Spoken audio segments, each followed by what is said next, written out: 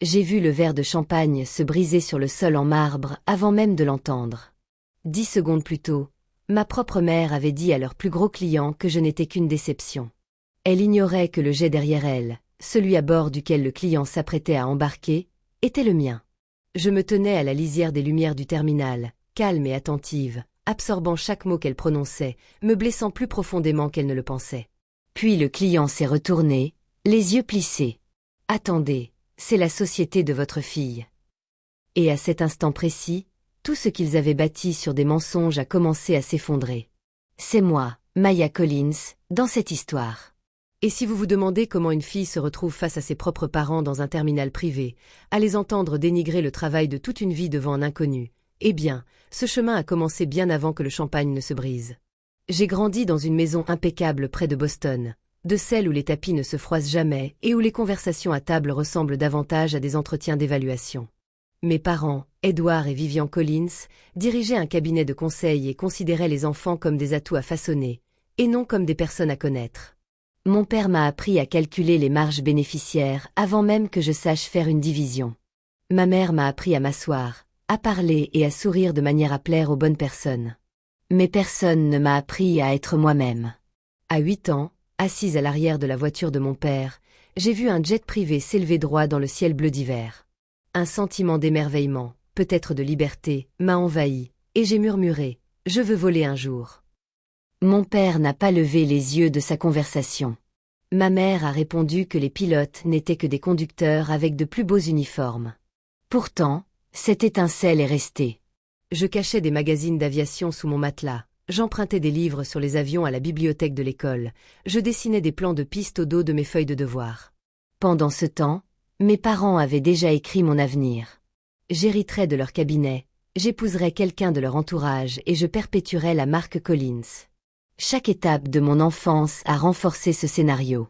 Si je ramenais un A à la maison, mon père engageait un professeur particulier avant le dîner. Si je demandais à m'inscrire au club de foot ou d'art, maman me rappelait que les familles qui réussissent n'élèvent pas d'enfants distraits. Même ma chambre était soigneusement agencée, des certificats encadrés, des prix de leadership, des étagères remplies de livres de gestion choisis par mes parents. Pas moi. La seule personne qui ait jamais vu qui j'étais vraiment était Jenna Brox, mon amie du lycée. Son père, le capitaine Reynolds, était pilote de ligne et racontait des histoires qui ont allumé une flamme en moi. Il a dit un jour, « L'aviation fait de la place pour ceux qui rêvent d'horizons plus grands. » Je me suis accrochée à cette phrase comme à une promesse secrète, mais les promesses n'avaient aucune chance chez moi. Quand j'ai postulé à des programmes de gestion aéronautique en cachette, papa a trouvé mes lettres et les a déchirées en deux, tandis que maman me comparait encore une fois à une de ces filles surdouées d'une grande université qu'elle avait rencontrée dans un club privé. Ce soir-là, j'ai compris quelque chose d'important. L'amour dans ma famille avait des conditions, et je ne les remplirais jamais.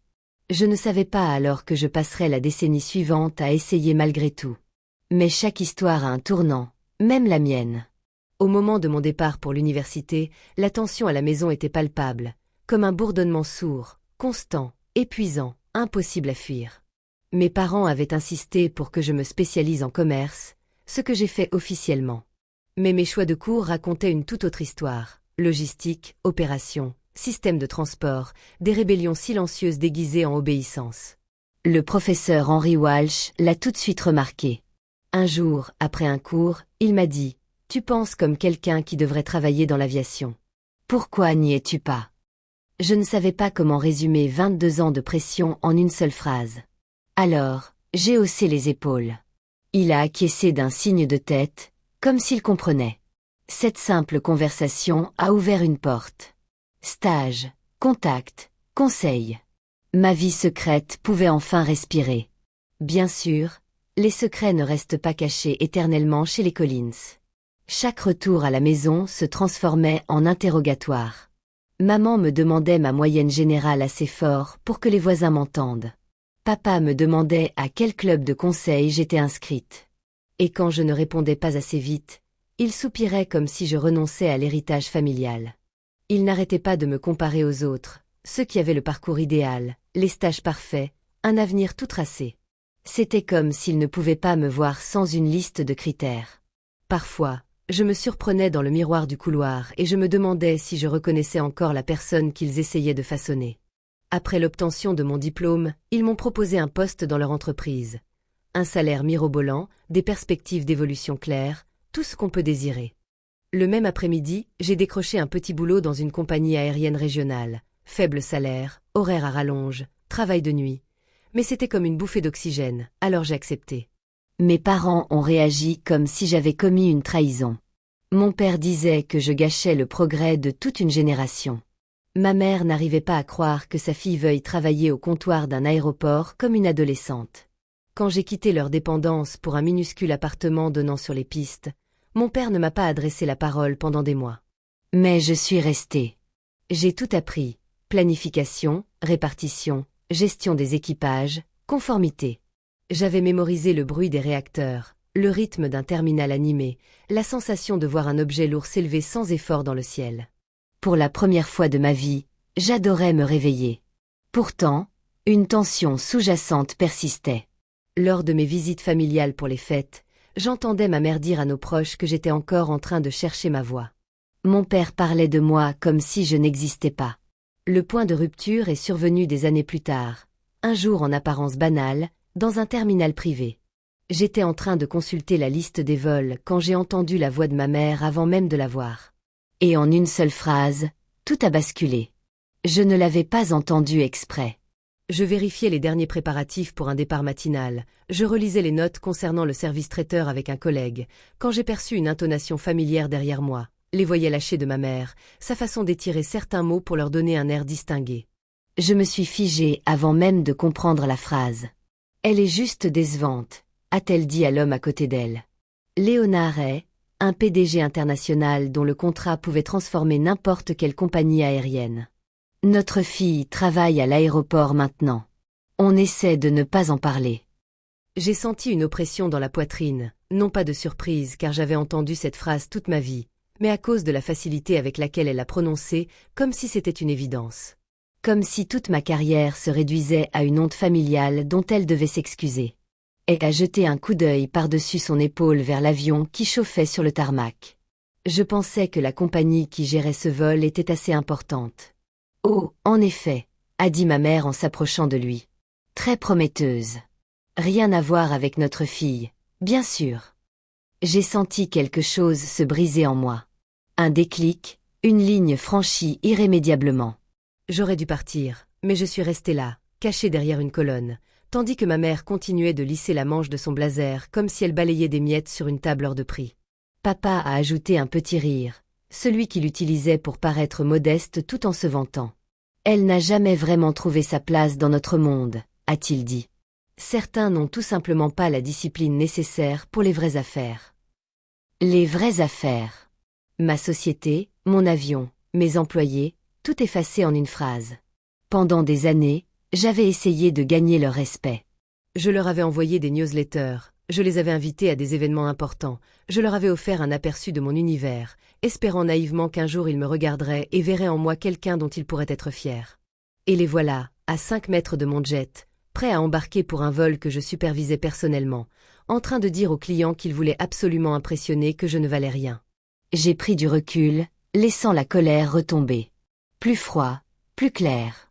Tessa, ma meilleure amie et directrice des opérations, remarqua la tension dans mes épaules. « Ça va. »« Non, » répondis-je calmement. « Mais ça ira. » Cet après-midi-là, je passais en revue chaque détail du vol. Les draps, le traiteur, les notes de l'équipe de préparation, chaque centimètre carré de cet avion reflétait le niveau d'exigence que j'avais instauré de toutes pièces. Et tandis que je parcourais l'allée, touchant les sièges en cuir, les boiseries polies, ces petites attentions qui avaient fait notre réputation, quelque chose se durcit en moi. La prochaine fois que mes parents parleraient de moi comme si je ne comptais pour rien, ce serait dans la cabine de la compagnie qu'ils feignaient d'ignorer. Je n'avais pas besoin de vengeance. La vérité s'en chargerait. Et comme le destin l'avait voulu, la vérité n'était qu'à un vol de distance.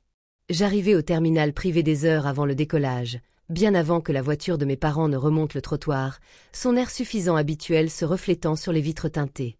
Si je devais les affronter, ce ne serait pas en tant que leur fille, celle qu'ils avaient façonnée et critiquée. Et s'estompait. Ce serait comme la femme que je suis devenue, petit à petit, nuit après nuit, erreur après erreur, victoire après victoire, mon équipe s'activant autour de moi avec efficacité. L'équipe de préparation murmurait les dernières confirmations. Le traiteur chargeait les derniers plateaux. Les pilotes passaient en revue leur liste de contrôle avec une familiarité calme. Personne ne se doutait de la tempête personnelle qui s'annonçait, et je veillais à ce que cela reste ainsi.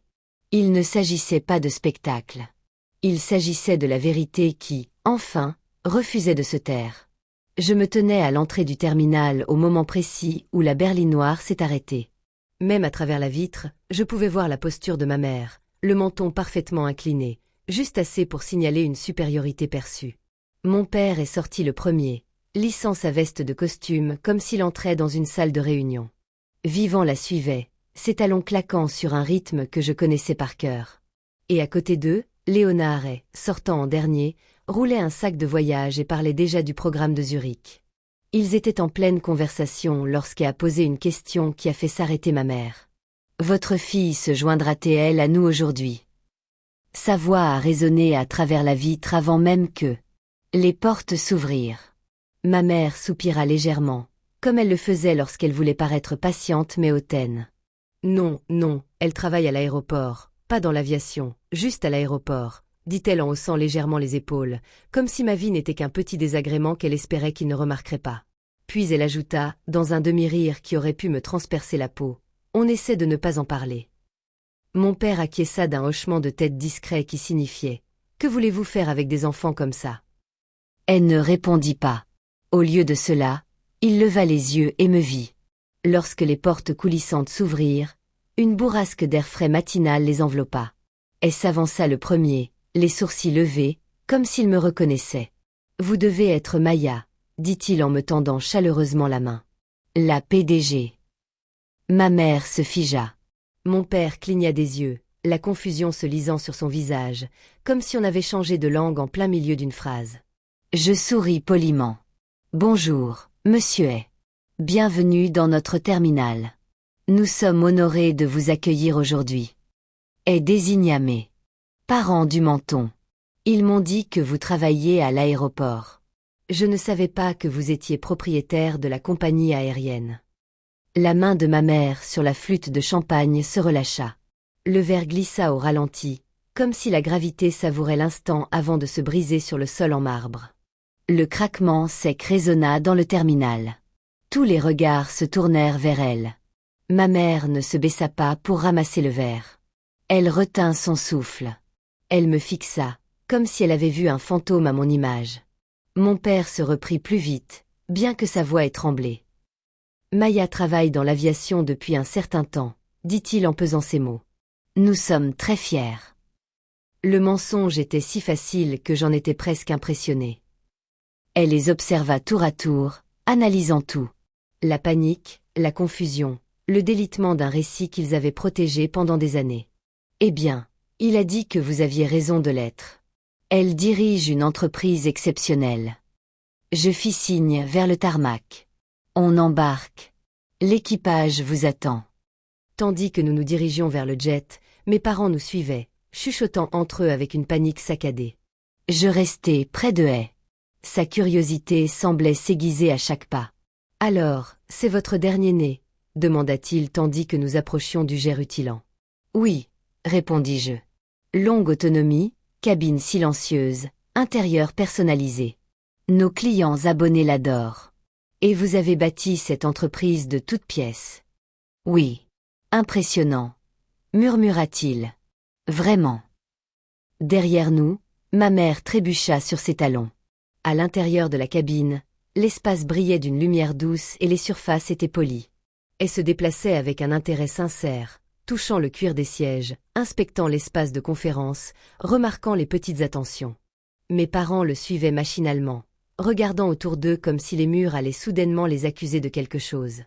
Lorsque nous nous sommes installés dans la zone des sièges pour les briefings d'avant-vol, mes parents se sont retrouvés en face de Hay et moi. Cette disposition semblait trop poétique pour être une coïncidence. Des années de distance émotionnelle s'étaient transformées en une présence physique. Elle se pencha en avant. « Dites-moi, Maya, qu'est-ce qui vous a inspiré à créer une compagnie d'aviation privée ?» Je n'ai pas mâché mes mots. J'ai travaillé des années dans les opérations. J'ai constaté des lacunes, des prix incohérents, un service irrégulier, des problèmes de communication. Je voulais quelque chose de mieux, de plus transparent, de plus humain. Il hocha la tête, approuvant. C'est précisément ce qui m'a séduit dans votre proposition. Ma mère s'éclaircit la gorge. Nous avons toujours su que Maya avait du potentiel, dit-elle d'une voix tendue. Nous l'avons encouragée. Je la regardai. Vraiment? Vraiment? Demandai-je doucement. Sa bouche s'ouvrit puis se referma. Elle perçut immédiatement l'attention. L'encouragement est important, dit-il diplomatiquement. Mais une vision qui vient de l'intérieur. Mon père se remua, mal à l'aise. Eh bien, nous. Elle se tournait déjà vers moi. Votre modèle financier m'a particulièrement impressionné. Cette structure d'adhésion. Brillante. Merci, dis-je. Et votre calendrier d'expansion, insista-t-il. Nous nous préparons à des opérations internationales, répondis-je. Ce vol nous fournira des données cruciales pour notre développement.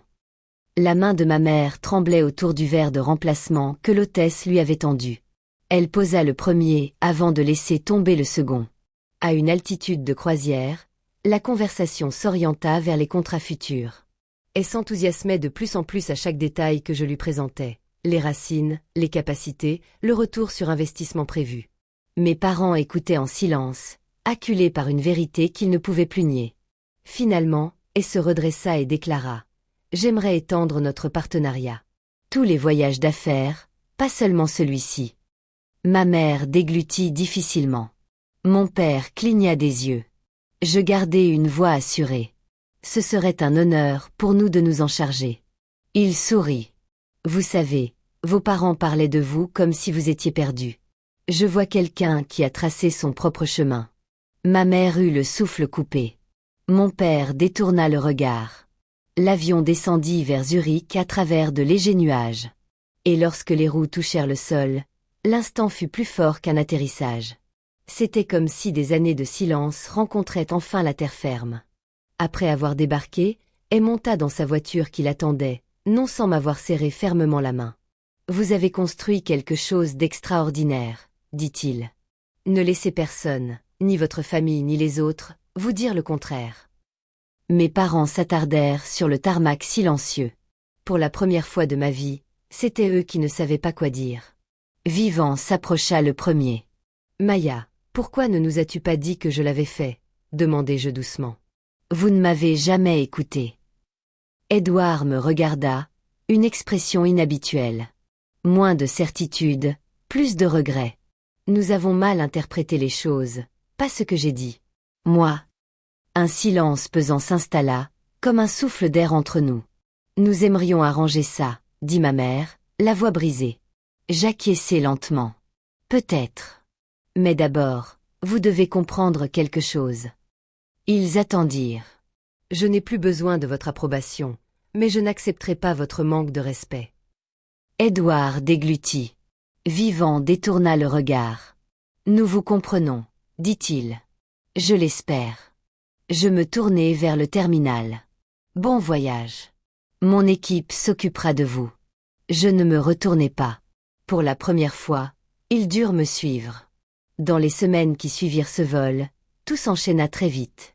Contrats, réunions, projets d'expansion. Mais émotionnellement, les choses avançaient plus lentement, comme si ma vie se rééquilibrait après une longue tempête. Elle a finalisé le partenariat élargi en quelques jours. Son équipe a salué notre service, notre transparence, notre efficacité. L'accord a attiré de nouveaux clients presque immédiatement, des dirigeants qui avaient entendu parler de l'histoire, même si personne n'en avait répété les détails à voix haute. Le succès parle de lui-même. De retour au siège, mon équipe a fêté ça avec la fierté discrète de ceux qui savaient combien nous avions lutté pour en arriver là. Quand je suis arrivé au bureau ce lundi matin-là, ils avaient rempli le hall d'entrée de petits avions en papier, chacun portant un petit mot griffonné. « Fier de toi. On est avec toi. Tu l'as fait. » J'en ai gardé un sur mon bureau. Mes parents sont restés silencieux pendant près de 2 semaines. Puis, un jeudi après-midi gris, j'ai reçu un courriel de mon père. Pas de leçon, pas de dispute, juste « Nous aimerions parler quand tu seras prête. Je n'étais pas sûre de l'être un jour, mais la guérison n'est pas un long fleuve tranquille, alors j'ai accepté de les rencontrer pour un café. La ville. Ils étaient différents cette fois-ci, moins apprêtés, moins sûrs d'eux. Ma mère n'a pas fait de commentaires sur ma tenue. Mon père ne m'a pas interrogé sur mon travail. Au lieu de cela, ils ont écouté. Vraiment écouté. Ils ont posé des questions sur l'entreprise, l'équipe, les vols. Il y a eu des excuses, imparfaites, incomplètes, mais suffisamment sincères pour apaiser quelque chose en moi sans effacer le passé. Nous n'étions pas réparés. Nous n'étions pas soudainement proches. Mais pour la première fois, la distance entre nous n'était pas une blessure. C'était une limite. Une limite que je savais enfin comment franchir. De retour à l'aéroport ce soir-là, en regardant un avion décoller vers le soleil couchant, j'ai ressenti quelque chose que je n'avais pas ressenti depuis des années. La paix. Non pas parce qu'ils avaient changé, mais parce que j'avais changé, et le ciel m'appartenait enfin. Rétrospectivement, on a toujours supposé que le moment décisif était celui où le champagne s'était brisé, ou quand elle avait demandé si l'entreprise était à moi. Mais le véritable changement s'est produit plus tard, doucement mais sûrement, quand j'ai réalisé que je n'avais plus besoin de me battre pour une place dans une famille qui ne m'avait jamais fait de place. J'ai construit la mienne. L'espace, mon propre ciel, et je n'y invitais que ceux qui le valorisaient. Si vous avez déjà été sous-estimé, ignoré ou ignoré, j'espère que mon histoire vous rappellera que vous avez le droit de vous élever malgré tout. Vous avez le droit de construire quelque chose d'incontournable. Si cette histoire vous a touché, partagez votre expérience dans les commentaires et abonnez-vous pour ne rien manquer de la suite.